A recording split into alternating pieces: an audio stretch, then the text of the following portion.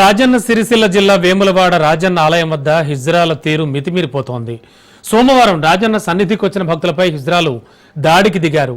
అడిగిన డబ్బు ఇవ్వలేదనే కోపంతో కొట్టారని ఆవేదన వ్యక్తం చేస్తున్నారు భక్తులు. గతంలో కూడా అనేక మార్లు భక్తులపై దాడి చేసినట్లుగా చెబుతున్నారు. హిజ్రాల తీరుపై భక్తజనం ఆగ్రహం వ్యక్తం చేస్తున్నారు.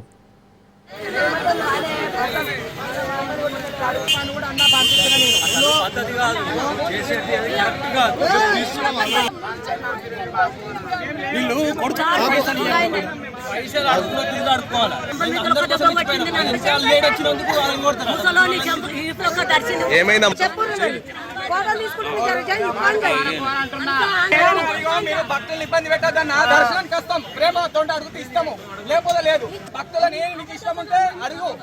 తిరుపతి ఏమంటది గలవు సత్యనారాయణ మనం నేంబడి పెట్టుకొని పోతాం. నా కోపం రాదు.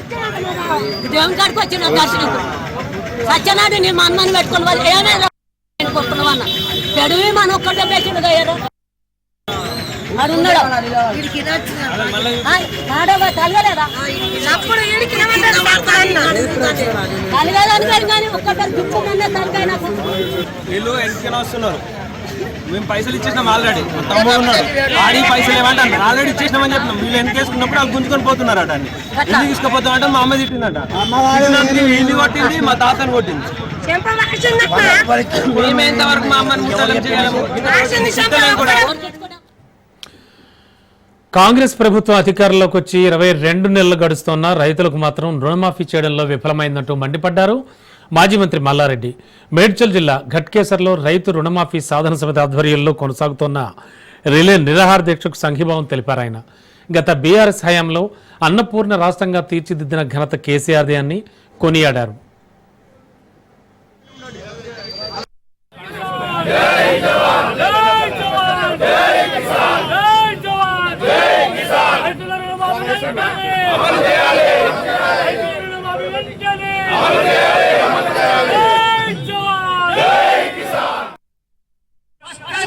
రైతులు మన గట్కేసర్లనే ధర్నా చేయడం, రుణమాఫీ కాకపోవడం, వాళ్ళు ఎలక్షన్ల ముందు హామీ ఇచ్చి అది చెయ్యకపోవడం చాలా బాధాకరం. అది ఎంతో కాదు 8 కోట్ల రూపాయలు మన రైతులు కూడా అడగలేనట్టు కాదు. గత 20 నెలల సంధి మన ఇన్ఛార్జ్ మంత్రి శ్రీధర్ బాబు వచ్చినా, ఏ ప్రోగ్రామ్ వచ్చినా, ఏ మంత్రి వచ్చినా ప్రతి ఒక్కసారి రైతులు అడుగుతూనే ఉన్నారు, సార్ అంతగా మాఫీ చేసిండ్రు, మా దగ్గర కూడా మాఫీ చేయాలని రైతులందరూ కూడా విన్నపమించుకున్నారు.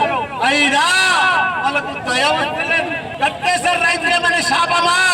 వాళ్ళు ఏమైనా మోసం చేసిండ్రా? రైతులకు ఎందుకు రుణమాఫీ చేయొద్దు? కాలేజ్ అంతా కూడా ఈ కాంగ్రెస్ గవర్నమెంట్ వచ్చిన సంధి ₹1 ఫీజు రియంబర్స్మెంట్ ఇవ్వలేదు. అందరు కాలేజీలో రాత్రి 12:30 దాకా కూడా చర్చలు జరిపితే ఇవాళ మళ్ళా చెప్తామన్నారు. కాలేజీలన్నీ కూడా బంద్ అవుతున్నాయి. కాబట్టి మీరందరూ కూడా అధైర్యపడద్దు. మా గట్టేసారి రైతులు నేనున్న మీ ఎంబడి తప్పకుండా ఈ రోజే నేను ప్రయత్నం చేసి శ్రీధర్ బాబు గారు కానీ సీఎం కానీ డైరెక్ట్ గా నేను అపాయింట్మెంట్ అడుగుతా. మిమ్మల్ని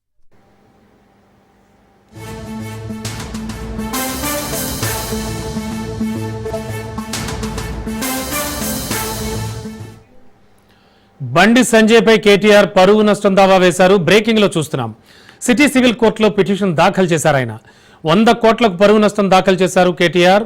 48 గంటల్లో క్షమాపణలు చెప్పాలని, లేదంటే కోర్టుకు లాగుతానంటూ బండి సంజయ్ కు సవాల్ విసిరారు కేటీఆర్.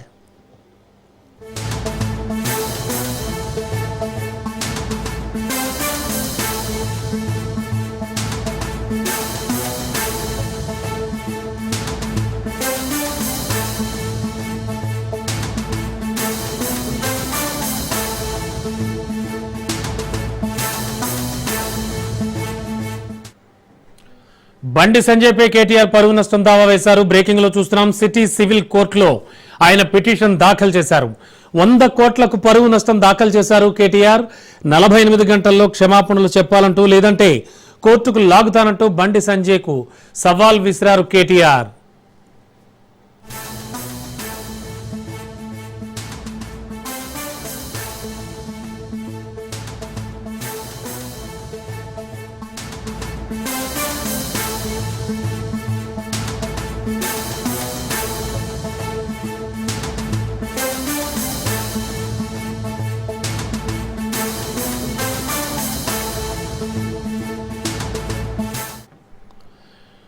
బ్రేకింగ్ లో చూస్తున్నాం. బండి సంజయ్ పై కేటీఆర్ పరువు నష్టం దావా వేశారు. సిటీ సివిల్ కోర్టులో ఆయన పిటిషన్ దాఖలు చేశారు.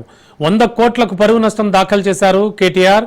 48 గంటల్లో ఆయన క్షమాపణ చెప్పాలని, లేదంటే కోర్టుకు లాగుతానంటూ బండి సంజయ్కు సవాల్ విసిరారు కేటీఆర్. ఇక పిటిషన్ను డిసెంబర్ 15 సిటీ సివిల్ కోర్టు విచారించే అవకాశం ఉంది. ఆగస్టు 12న బండి సంజయ్కు కేటీఆర్ లీగల్ నోటీసులు పంపారు. బండి సంజయ్పై 100 కోట్ల పరువు నష్టం దావా వేశారు BRS working president KTR. Yes, ఇక ఇదే అంశానికి సంబంధించి లేటెస్ట్ ఇన్ఫర్మేషన్ మా కరెస్పాండెంట్ సైదులు సిద్ధంగా ఉన్నారు. సైదులు, ఏమిటి 100 కోట్ల పరువు నష్టం దావా డీటెయిల్స్ ఏమిటి? రమణ, బీఆర్ఎస్ ప్రెసిడెంట్ కేటీఆర్ పైన బండి సంజయ్ కొన్ని కీలక వ్యాఖ్యలు చేశారు. ఎందుకంటే ఫోన్ ట్యాపింగ్ వ్యవహారం అందరికీ తెలిసిన విషయమే. ఫోన్ ట్యాపింగ్ కేటీఆర్ఏ పోలీసులు ఉపయోగించి చాలా మంది పొలిటికల్ లీడర్స్ ఫోన్లు ట్యాప్ చేశారు. అదేవిధంగా కొంతమంది హీరోయిన్ల ఫోన్లు ట్యాప్ చేశారు. చాలా మంది ఫ్యామిలీస్ నెంబర్లు ట్యాప్ చేసి వారు ఏం మాట్లాడుకుంటున్నారో, వైఫ్ అండ్ హస్బెండ్ ఏం మాట్లాడుకుంటున్నారో విన్నారు అని బండి సంజయ్ కేటీఆర్ పైన ఆరోపణలు చేశారు. ఆ ఆరోపణలకి కేటీఆర్ వెంటనే స్పందించారు. బండి సంజయ్ నా పైన చేసినటువంటి వ్యాఖ్యలకి చాలా బహిరంగ క్షమాపణ చెప్పాలి, లేదంటే కోర్టుకి ఈడుస్తానని బండి సంజయ్ వ్యాఖ్యలు చేసిన రోజే గంట వ్యవధిలోనే ఎక్స్ వేదికగా వర్కింగ్ ప్రెసిడెంట్ కేటీఆర్ స్పందించారు. దాని తర్వాత వెంటనే ఆయనకి లీగల్ నోటీసులు కూడా పంపించారు. అంటే బండి సంజయ్ వారంలో నాకు క్షమాపణ చెప్పాలి, లేదంటే కోర్టుకి ఈడుస్తానని ఆ లీగల్ నోటీసులో పేర్కొన్నారు. అయితే కేటీఆర్ లీగల్ నోటీసులు పంపించిన తర్వాత బండి సంజయ్ కూడా స్పందించారు. నేను దేనికైనా సిద్ధం, నేను చేసినటువంటి ఆరోపణలు కట్టుబడి ఉన్నాను, దేనికైనా సిద్ధం అని కూడా బండి సంజయ్ తర్వాత మీడియాతో కూడా మాట్లాడడం జరిగింది. అందరికీ తెలిసిన విషయమే. దానిలో భాగంగా బండి సంజయ్ క్షమాపణలు చెప్పకపోవడం తోటి 10 కోట్ల పరువు నష్ట దావా బీఆర్ఎస్ వర్కింగ్ ప్రెసిడెంట్ కేటీఆర్ కొద్దిసేపటి క్రితమే వేయడం జరిగింది. సో ఇక చూడాలి, మరి 10 కోట్ల పరువు నష్ట దావా బీఆర్ఎస్ వర్కింగ్ ప్రెసిడెంట్ కేంద్ర మంత్రి బండి సంజయ్ పైన వేశారు కాబట్టి, సో ఆయన చేసినటువంటి ఆరోపణలు ముఖ్యంగా క్షమాపణ చెప్పాలని డిమాండ్ చేసినప్పటికి కూడా కేటీఆర్ కి బండి సంజయ్ క్షమాపణ చెప్పకపోవడంతో ఈ యొక్క పరువు నష్ట దావా నేను వేస్తున్నానని కూడా కొద్దిసేపటి క్రితమే కేటీఆర్ ప్రకటించారు. సో దానిలో భాగంగా పరువు నష్టం దావా చేశారు 10 కోట్ల మేరకు. చూడాలి మరి తర్వాత బండి సంజయ్ సైదులు ఈ యొక్క 100 కోట్లకు దావా వేసినట్టుగా మనకు సమాచారం అందుతూ వస్తోంది. 48 గంటల్లో క్షమాపణ చెప్పాలంటున్నారు. రమణ, 48 గంటలు పరువు నష్టం దావా 100 కోట్లు కేటీఆర్ వేసిన తర్వాత 48 గంటల్లో క్షమాపణ చెప్పాలని కూడా కేటీఆర్ డిమాండ్ చేస్తున్నారు. కాబట్టి మరి బండి సంజయ్ ఏ విధంగా స్పందిస్తారనేది కూడా మనకు తెలియాల్సింది. మరి కాసేపట్లో బండి సంజయ్ స్పందిస్తారా, లేదంటే బండి సంజయ్ లీగల్ టీం స్పందిస్తారా అనేది కూడా తెలియాల్సి ఉంటుంది. సో ఏదేమైనా కేటీఆర్ పైన మాత్రం బండి సంజయ్ ఘాటైన అంటే కీలక వ్యాఖ్యలు, అంటే ఫోన్ ట్యాపింగ్ వ్యవహారం ఒక పక్కన సిట్ విచారణ జరుగుతుంది. ఫోన్ ట్యాపింగ్ వ్యవహారంలో అనేక మందిని సిట్ విచారణ చేస్తున్న సంగతి అందరికీ తెలిసిన విషయమే. ఫోన్ ట్యాపింగ్ జరిగిందని ఎవరైతే అప్పుడు ఆరోపణలు చేశారో వారందరినీ కూడా పిలిపించి సిట్ విచారణ జరుపుతున్నారు. సో ఆ సమయంలోనే బండి సంజయ్ కేటీఆర్ పైన కొన్ని కీలక వ్యాఖ్యలు చేశారు. కేటీఆర్ ప్రోద్బలంతో అప్పుడు ఉన్నటువంటి పోలీస్ వ్యవస్థ పొలిటికల్ లీడర్స్ ఫోన్లు ట్యాప్ చేశారు అని సంచలనమైనటువంటి ఆరోపణలు కేటీఆర్ పైన చేశారు. పొలిటికల్ సైదులు దీనిపై బీజేపీ శ్రేణులు ఏమంటున్నాయి? వాళ్ళు ఏమైనా రియాక్ట్ అవుతున్నారా? రమణ, ప్రస్తుతం అయితే ఇంకా కొద్దిసేపటి క్రితమే 100 కోట్ల పరువు నష్ట దావా బండి సంజయ్ పైన కేటీఆర్ వేసినట్టుగా ప్రకటన చేశారు. కాబట్టి మరి ఇంతవరకు బీజేపీ శ్రేణులు ఎక్కడ కూడా స్పందించలేదు. స్పందించే అవకాశం కూడా ఉంది. మరి కాసేపట్లో బీజేపీ శ్రేణులు కూడా స్పందిస్తారని చెప్పేసి కూడా మనకైతే తెలుస్తుంది. బండి సంజయ్ కూడా స్పందించే అవకాశం ఉంది. బండి సంజయ్ కూడా ఎందుకంటే 100 కోట్ల పరువు నష్ట దావా కాబట్టి 48 గంటల్లో క్షమాపణ చెప్పాలని ప్రధానంగా కేటీఆర్ డిమాండ్ చేశారు. కాబట్టి ఖచ్చితంగా బండి సంజయ్ కూడా స్పందించే అవకాశం ఉంది. ఎందుకంటే గతంలో కేటీఆర్ లీగల్ నోటీసులు పంపించినప్పుడే నేను ఖచ్చితంగా దేనికైనా సిద్ధం అని చెప్పేసి కూడా బండి సంజయ్ అన్నారు. కాబట్టి సో ఇప్పుడు వారు వేసినటువంటి పరువు నష్ట దావాకు సంబంధించి ఖచ్చితంగా బండి సంజయ్ కూడా స్పందించే అవకాశం ఉంటుంది. Okay, thank you Saidulu.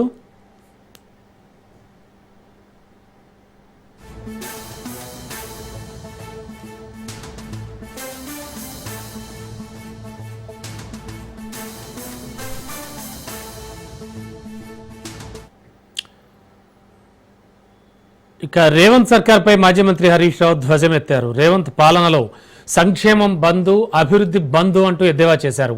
బిల్లులు ఇవ్వట్లేదని ప్రైవేట్ ఆసుపత్రుల్లో ఆరోగ్యశ్రీ బంద్, ఫీజు రియంబర్స్మెంట్ బిల్లులు ఆపేయడంతో కాలేజీలు బంద్, విద్యార్థులకు నిరుద్యోగ భృతి బంద్, జాబ్ క్యాలెండర్ బంద్, ప్రభుత్వ ఉద్యోగాల నోటిఫికేషన్స్ బంద్, నిధులు లేక గ్రామాల్లో పారిశుద్ధ్యం బంద్, డీజిల్ వేయించుకునేందుకు డబ్బులు లేక చెత్తెత్తే ట్రాక్టర్లు బంద్, రైతులకు రుణమాఫీ బంద్, పంట బోనస్ బంద్, వ్యవసాయ కూలీలకు ఆత్మీయ భరోసా బంద్, పంట పండిద్దామంటే చివరకు అన్నదాతకు యూరియా బంద్ అంటూ సెటైర్లు వేశారు ఆయన. 22 నెలల కాంగ్రెస్ పాలనలో సంక్షేమం బంధు, అభివృద్ధి బంధు, ఎక్కడ చూసినా బంధు బంధు బంధు అంటూ మండిపడ్డారు ఆయన. రేవంత్ రెడ్డి చేతగాని పాలన చూసి ప్రజలు విసిగిపోయారన్నారు.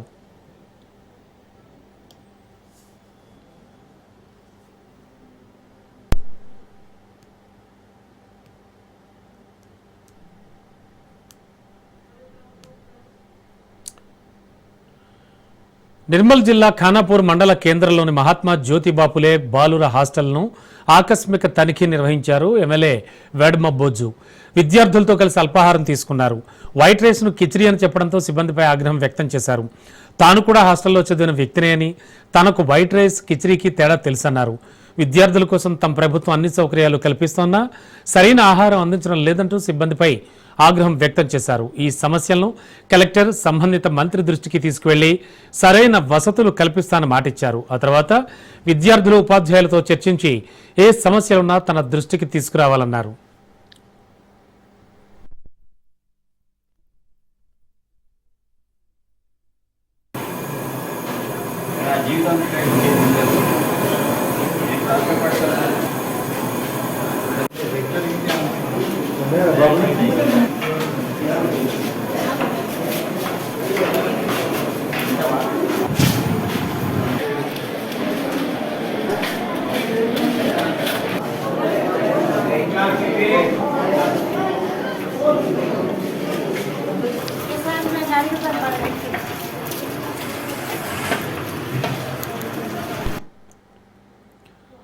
యూరియా కొరతతో అన్నదాతలకు తిప్పలు తప్పడం లేదు. తెల్లవారుజాము నుంచే ఆధార్ కార్డు పట్టుకుని మరీ క్యూ లైన్లో పెట్టి ఎదురు చూస్తూ ఉన్నారు. రోజంతా నిల్చున్నా కూడా ఒక్క బస్తా కూడా దొరక్క వెనుతిరుగుతున్నామని రైతులు ఆందోళన చెందుతున్నారు.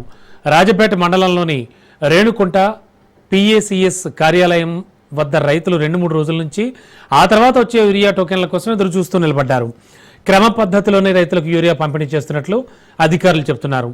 నాట్లు వేసి రోజులు గడుస్తున్నా ఎరువులు లేకపోవడంతో చేను ఎదుగుదల ఉండదని రైతులంతా ఆవేదన చెందుతున్నారు. వ్యవసాయ అధికారులు మాత్రం అందరికీ యూరియా అందిస్తామని అంటున్నారు.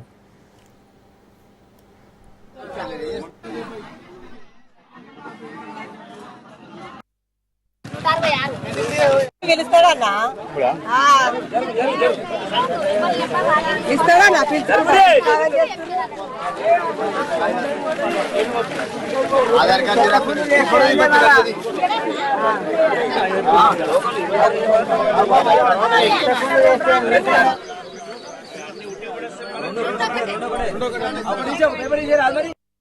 చేయట్లేదు రైతుల కోసము.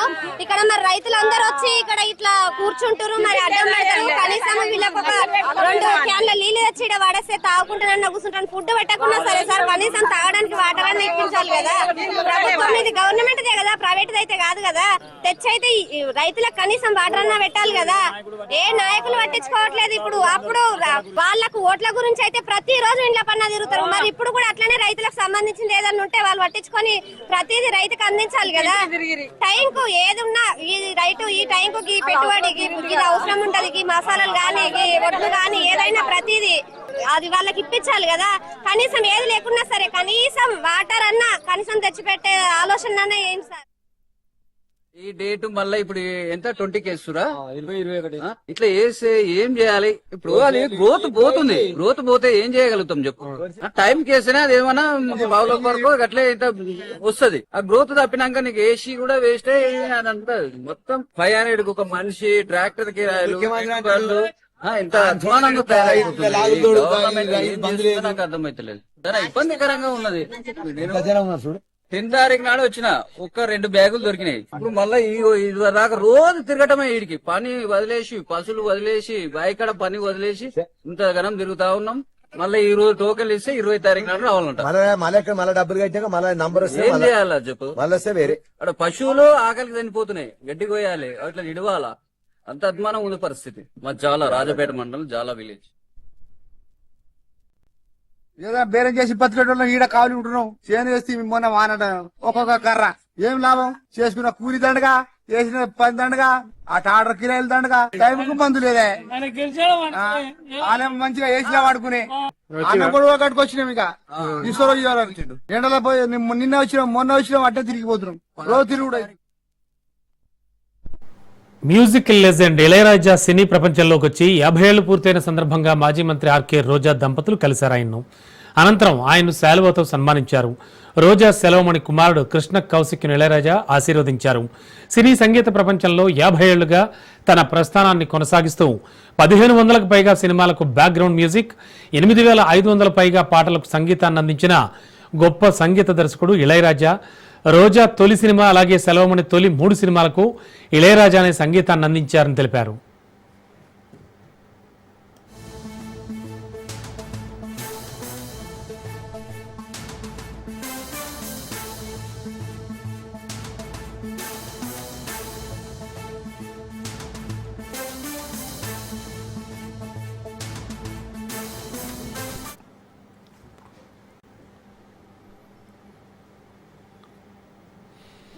హైదరాబాద్లో వర్షం బీభత్సం సృష్టించింది. భారీ వర్షంతో నగరం అతలాకుతలమైంది. నిన్న సాయంత్రం నుంచి అర్ధరాత్రి వరకు ఏకధాటిగా కురిసిన వానతో లోతట్టు ప్రాంతాల్లోని కాలనీలన్నీ జలమయమయ్యాయి. రోడ్డుపై భారీగా ట్రాఫిక్ నిలిచిపోయి రాకపోకలకు అంతరాయం ఏర్పడింది. గచ్చిబౌలి పిఎస్ పరిధిలోని వట్టినాగులపల్లిలో వర్షం ధాటికి నిర్మాణంలో ఉన్న ఓ కన్వెన్షన్ సెంటర్ గోడ కూలింది. శిథిలాల మీద పడి ఆదిలాబాద్కు చెందిన ఓ కూలీ మృతి చెందాడు.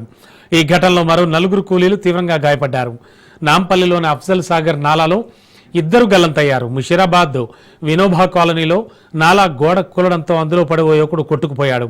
ముషీరాబాద్ ఎంసీహెచ్ కాలనీ బాపూజీనగర్ సమీపంలో వరదకు వాహనాలు కొట్టుకుపోయాయి.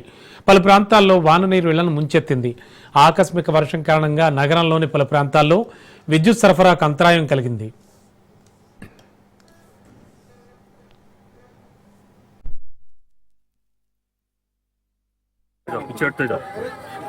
फोन वोन गिरा तो नहीं बोलना।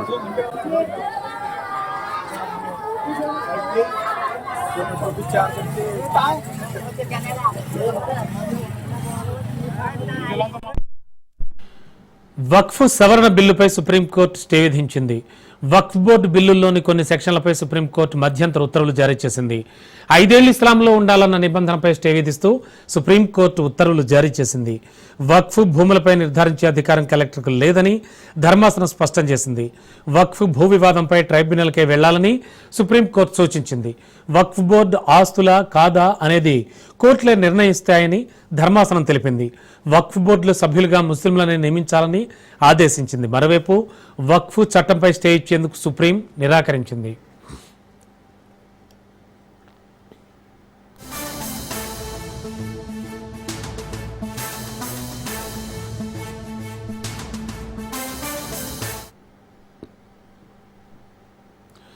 జార్ఖండ్ రాష్ట్రంలో మావోయిస్టులకు గట్టి ఎదురుదెబ్బ తగిలింది.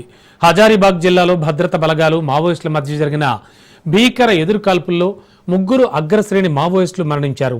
మృతుల్లో ₹1 కోటి రివార్డున్న కీలక మావోయిస్ట్ కమాండర్ సహదేవ్ సోరెన్ కూడా ఉన్నారని పోలీసులు వెల్లడించారు. ఈ విజయం జార్ఖండ్ పోలీసులకు, భద్రతా దళాలకు ఓ గొప్ప మైలురాయిగా నిలిచింది. హజారీబాగ్ జిల్లాలోని గోర్హర్ పోలీస్ స్టేషన్ పరిధిలోని పంతింత్రి అటవీ ప్రాంతంలో నిషేధిత సిపిఐ సంస్థకు చెందిన సహదేవ్ సోరెన్ బృందానికి భద్రతా బలగాలకు మధ్య కాల్పులు చోటు చేసుకున్నాయి. కొంతసేపు హోరాహోరీగా జరిగిన పోరాటం తర్వాత మావోయిస్టులు భద్రతా బలగాల ముట్టడికి తట్టుకోలేకపోయారు. కాల్పులు నిలిచిపోయిన తర్వాత భద్రతా దళాలు ఆ ప్రాంతాన్ని జల్లెడ పట్టాయి. ఈ గాలింపు చర్యల్లో 3 మావోయిస్టుల మృతదేహాలను పోలీసులు స్వాధీనం చేసుకున్నారు.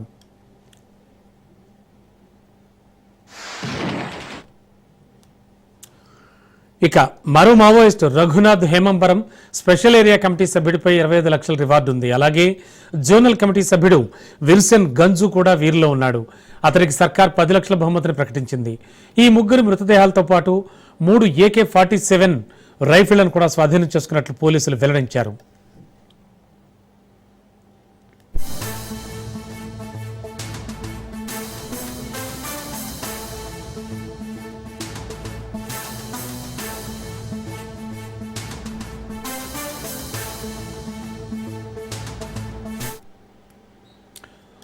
మృతదేహాలను స్వాధీనం చేసుకున్న తర్వాత కూడా భద్రతా బలగాల ఆపరేషన్ కొనసాగిస్తున్నాయి. అడవిలో ఇంకా ఎవరైనా మావోయిస్టులు దాగి ఉన్నారా అనేటువంటి అనుమానంతో, అలాగే ఆయుధాలు, పేలుడు పదార్థాలు ఉన్నాయేమో అని పోలీసులు గాలిస్తున్నారు. ఈ ఘటన నేపథ్యంలో హజారీబాగ్ పరిసర ప్రాంతాల్లో భద్రతను మరింత కట్టుదిట్టం చేశారు.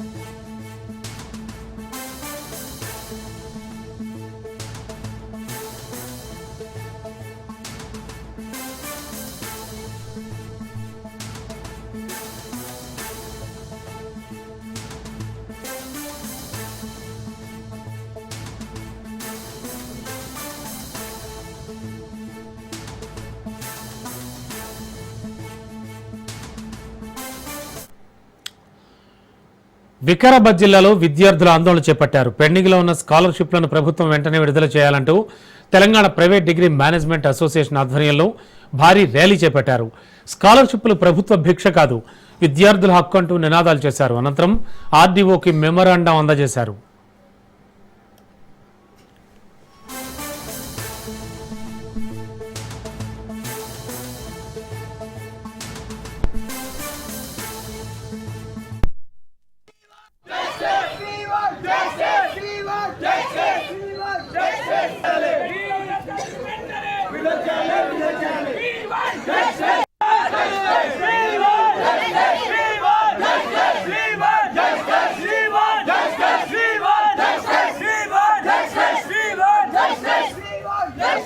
పెండింగ్ లో ఉన్న స్కాలర్షిప్